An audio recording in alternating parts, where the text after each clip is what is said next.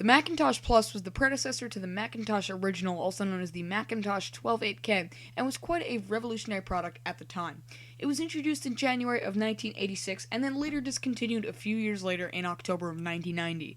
It was originally known as the Model Identifier of 4, so it was a very recent Macintosh Plus when Apple had started. The initial price was $2,600, which is pretty expensive considering the fact that you can get the Mac Mini for less than $800. Of course, it's currently obsolete and weighed totally 17 pounds, to be exact 16.5. The processor at this time was a Motorola 68000, you don't get those anymore, and had speeds of 8 MHz total. The original software shipped with System File 3.0 and Finder 5.1. You can max it out to System 7.5.5, also known as Mac OS 7.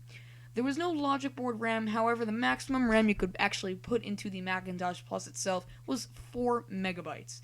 Of course, connections were very few, but there were a few, as you can see here. The Mac Plus was the answer to complaints that the original Mac was not expandable. It doubled the ROM of the 512K from 64 to 128K, and increased the RAM of 1 megabyte, expandable to 4 megabytes. It was the first Mac to include an SCSI port, allowing for a variety of external peripherals, and was the very first Mac to use the now familiar platinum case color, although it was initially shipped in beige. Overall, the Macintosh Plus, like I said, was a revolutionary product at its time. Although, as you can see from today, Macs have changed very much, and this was an early template for Apple to start their work with the very successful computer that we know today. If you like this video, please be sure to comment, rate, and subscribe. Thanks for watching.